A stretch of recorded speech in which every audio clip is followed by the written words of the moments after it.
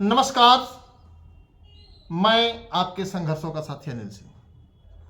मित्रों, बेहतर है जानना कि आखिरकार लोक सेवा आयोग वार्षिक कैलेंडर कब जारी करेगा।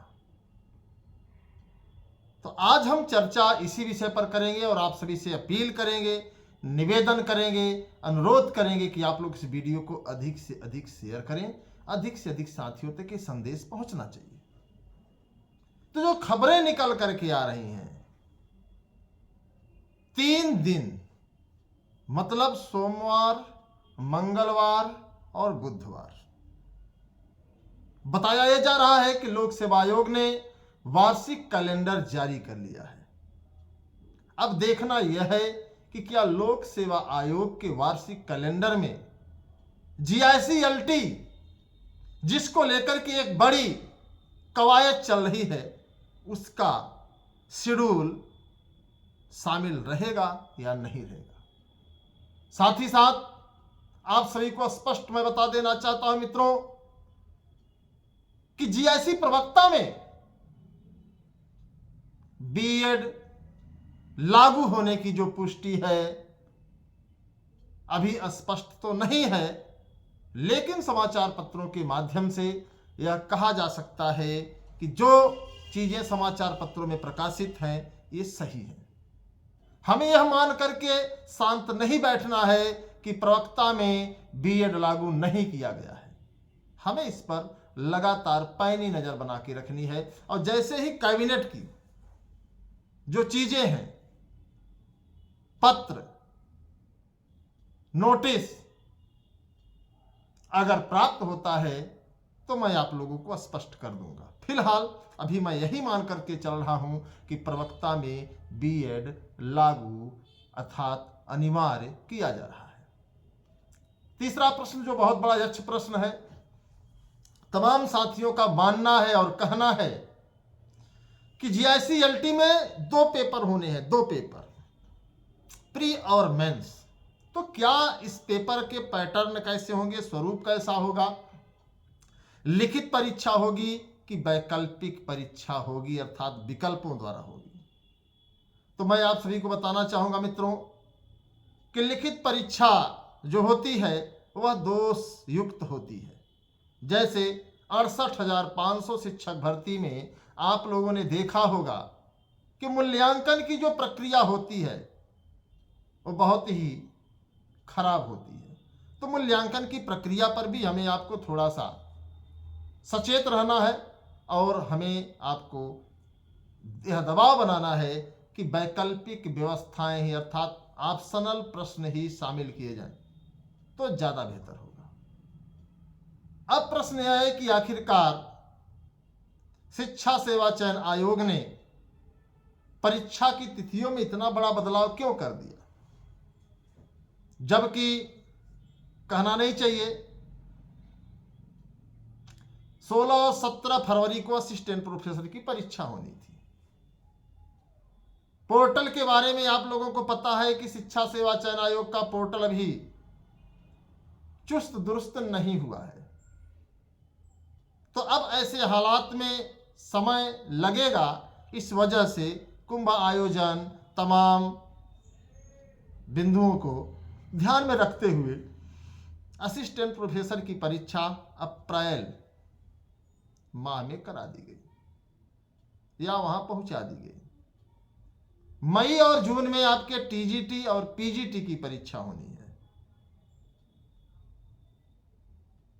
ऐसे में युवा मंच टीम के द्वारा एक लगातार प्रयास किया जा रहा है सीट वृद्धि को लेकर के, और सीट वृद्धि को लेकर के इसलिए किया जा रहा है मित्रों कि सीट वृद्धि हमारी आपकी प्राथमिकता है। उत्तर प्रदेश अशासकीय सहायता प्राप्त माध्यमिक विद्यालय हो चाहे राजकीय विद्यालय हो, इन सभी में पद खाली हैं और ऐसे में अगर ये पद खाली रहेंगे तो सवाल यह उठता है कि उन विद्यालयों में जो अध्ययनरत छात्र हैं उन्हें शिक्षित कौन कर रहा है, उन्हें शिक्षा कौन दे रहा है।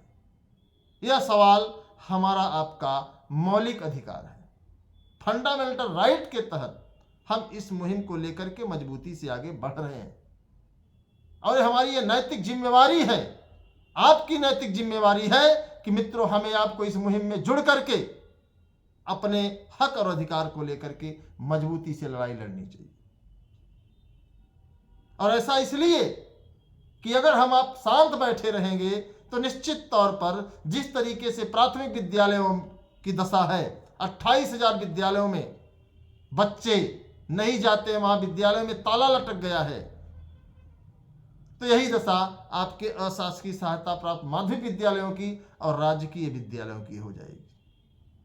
तो बेहतर यही है मित्रों कि हमें आपको थोड़ा सा अपना योगदान देना चाहिए। जो साथी ज्ञान दे रहे हैं कि ऐसा नहीं होगा, ऐसा नहीं होगा, तमाम ऐसी भर्तियां हैं जहां पर सीट बढ़ी हुई है और किसी को कोई एतराज नहीं है।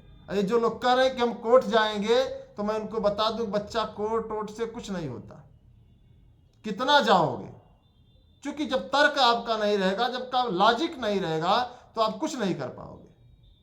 और हमारे पास जो तर्क है उसका कोई विकल्प न तो सरकार के पास है और न ही आपके पास है। अगर आपके पास विकल्प है तो मेरे सवालों का जवाब देकर जाइए। उम्मीद करूंगा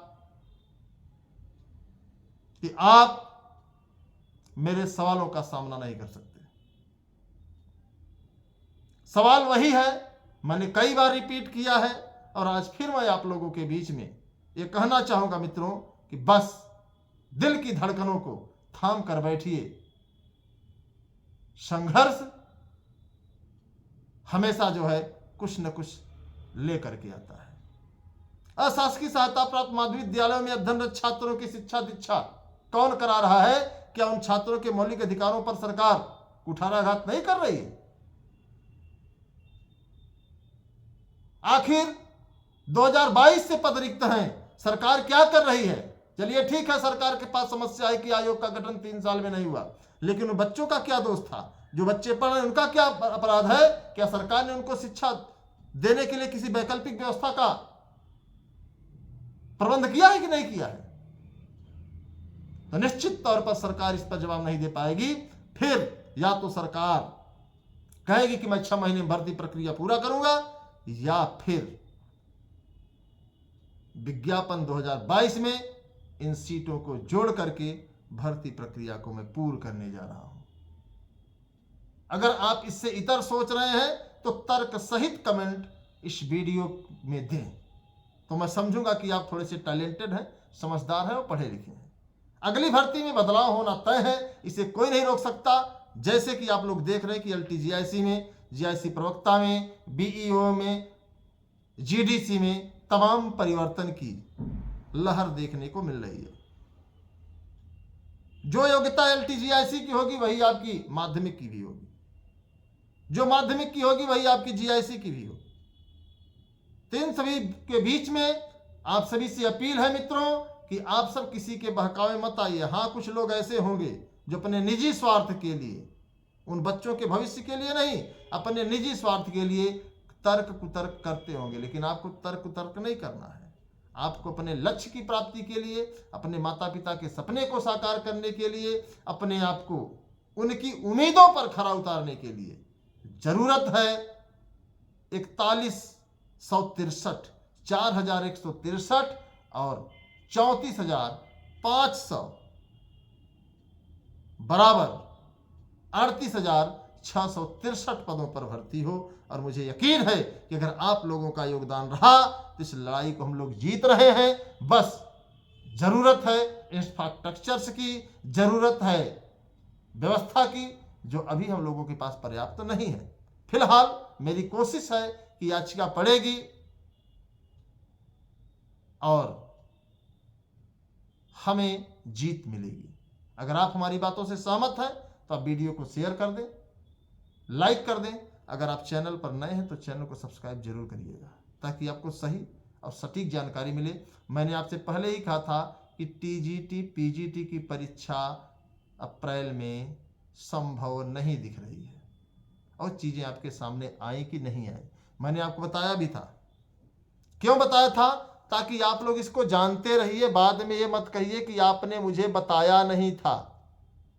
इसलिए आप लोगों के लिए ज़रूरत है कि आप सच्चाई से वाकिफ रहें। और टीजीटी की परीक्षा कब होगी आप लोगों को पता ही है, मैंने बताया भी था कि मई में होगी, बताया था कि नहीं बताया था।